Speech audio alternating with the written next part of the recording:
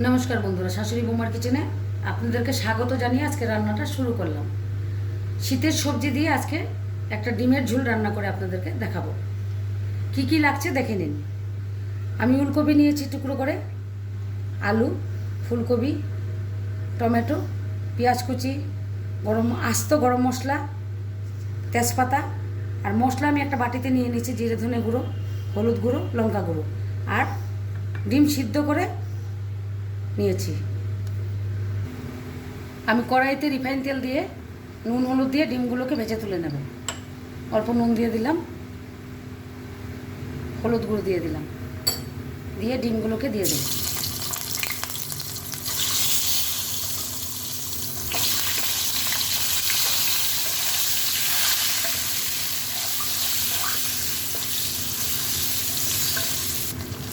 আমি ডিমগুলোকে অল্প ভেজে নিয়েছি।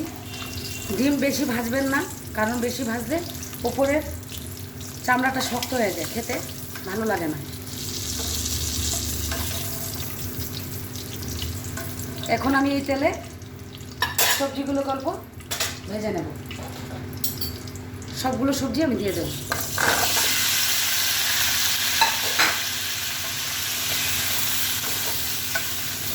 নুন হলুদ আর দিলাম না, আগেই নুন হলুদ দিয়েছি।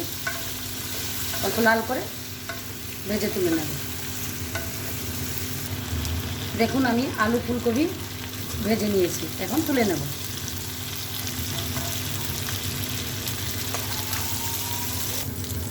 আমি কড়াইতে সর্ষের তেল দিয়ে দিলাম।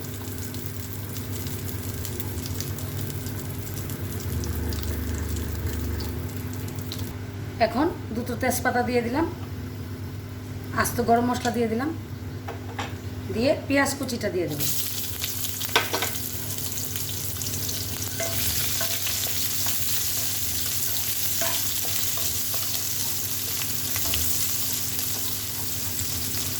দেখুন আমি পেঁয়াজগুলো লাল করে ভেজে নিয়েছি।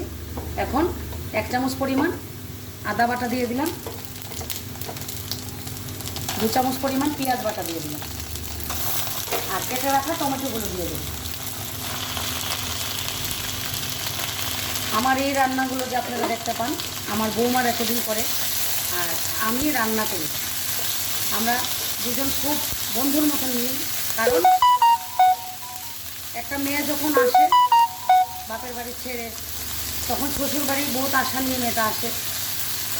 আর এটা আমারও শাশুড়িরও বুঝতে হবে যে বৌমা নিজের মেয়ের মতো, আমি ওকে নিজের মেয়ের মতন ভাবি, ও আমাকে নিজের মার মতনই ভাবে। কারণ মিলমিশ হয়ে থাকাটাই সংসারে থেকে যাবে, আর কিছু থাকে না। এখন আমি মশলাটাকে অল্প জল দিয়ে গুলে নেব।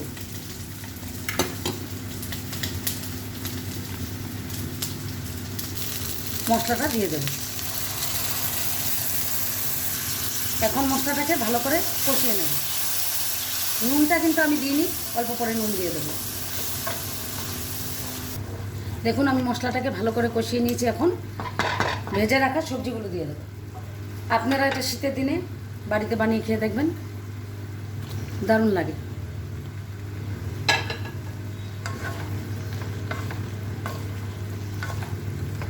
এখন আমি নুনটা দিয়ে দেব।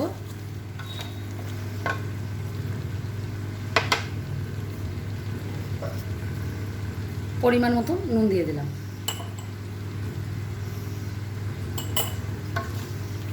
এখন আমি সবজিগুলো দিয়ে ভালো করে কষিয়ে নেব। কষিয়ে তারপরে পরিমাণ মতো জল দিয়ে দেব।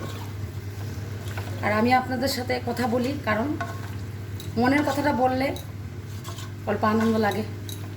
আর জীবনে তো সবের জীবনে দুঃখ কষ্ট থাকে, তা নিয়ে আমাদের চলে যেতে হবে। দুঃখ কষ্টের মধ্যে দিয়ে সংসার করতে হবে। এখন আমি পরিমাণ মতো জলটা দিয়ে দেব।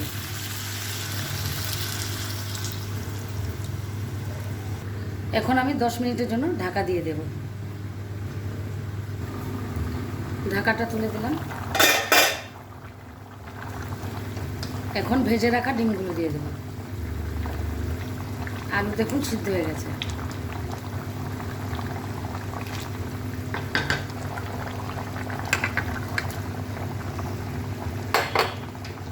ফুলকপি দিয়ে মাংস রান্না করে খাওয়া যায়, শীতের দিনে ফুলকপি দিয়ে মাংস রান্না করে খেয়ে দেখবেন, ভালো লাগবে। এই রেসিপিটা আমি আপনাদেরকে দেখাবো আরও কয়েকটা দিন যাক।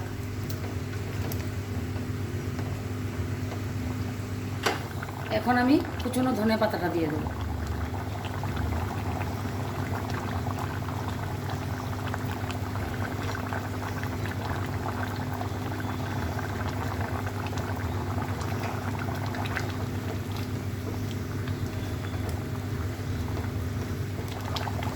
আমার রান্নাটা কমপ্লিট। এখন ঘি গরম মশলা দিয়ে নামিয়ে নেব।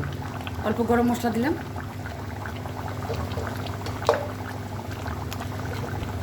এক চামচ পরিমাণ ঘি দিয়ে দিলাম। আমার রান্নাটা কমপ্লিট। যদি আপনাদের এই রান্নাটা ভালো লেগে থাকে, লাইক করবেন, শেয়ার করবেন, আর এরকম ঘরোয়া রান্না দেখার জন্য আমার চ্যানেলটাকে সাবস্ক্রাইব করে দেবেন, আর কমেন্ট করে জানাবেন রান্নাটা কীরকম হলো।